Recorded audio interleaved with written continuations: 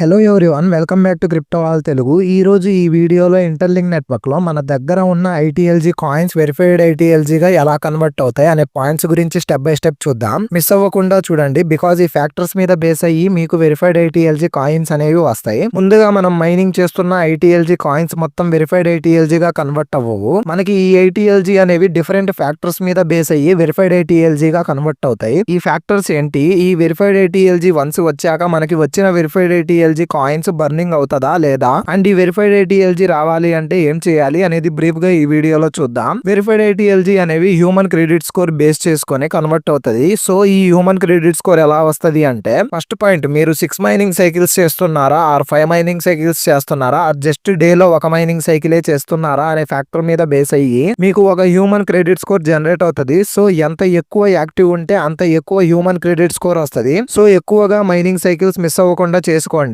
Second point, main గా referrals and indirect referrals. మీరు referrals ని జాయిన్ చేస్తున్నారు కదా, వాళ్ళు కూడా యాక్టివ్ ఉంటున్నారా ఆర్ ఇన్యాక్టివ్ ఉంటున్నారా అనేది బేస్ చేసుకొని మీకు హ్యూమన్ క్రెడిట్ స్కోర్ జనరేట్ అవుతుంది. అండ్ మెయిన్ థింగ్ ఏంటంటే, వాళ్ళు ఇన్యాక్టివ్ ఉండటం ద్వారా వాళ్ళ అకౌంట్ జీరోకి రీచ్ అవటం వలన మీకు వాళ్ళ ద్వారా వచ్చిన బోనస్ బర్న్ అవుతుంది కదా, బట్ వాళ్ళ ద్వారా వాళ్ళు యాక్టివ్ ఉన్న టైంలో వచ్చిన active human hash 0.2 direct referral and 0.1 indirect referral mining speed ద్వారా జనరేట్ అయిన టోకెన్స్ కూడా ప్రెజెంట్ మన డాష్ బోర్డ్ లో ఉంటాయి. సో అవి వెరిఫైడ్ అవుతాయా లేదా అనేది 50 chance. Because Pi network project లో కూడా పై కాయిన్స్ రిఫరల్ ఇన్యాక్టివ్ వలన కొంత కాయిన్స్ మైగ్రేషన్ అనేది జరగలేదు. ఈ ఫ్యాక్టర్ మీద బేస్ అయ్యి ఇంటర్లింక్ లో కూడా రిఫరల్ ఇన్యాక్టివ్ వల్ల ఎఫెక్ట్ ఉండే అవకాశం ఉంది. బట్ ఇంటర్లింక్ నెట్వర్క్ లో రిఫరల్ ద్వారా బోనస్ 500 ఆర్ ఇండైరెక్ట్ రిఫరల్ ద్వారా 250 బర్నింగ్ అయినా అండ్ రిఫరల్ అకౌంట్ జీరోకి రీచ్ అయిన తర్వాత కూడా కంటిన్యూ చేస్తే వాళ్ళ ద్వారా అగైన్ మీకు హ్యూమన్ హ్యాష్ పవర్ యాక్టివ్ అవుతుంది. సో మాక్సిమం వాళ్ళని కూడా యాక్టివ్ ఉండేటట్లు చూసుకోండి. Third point, security group circle. ఈ సెక్యూరిటీ గ్రూప్ సర్కిల్ ని అస్సలు మిస్ అవ్వకండి.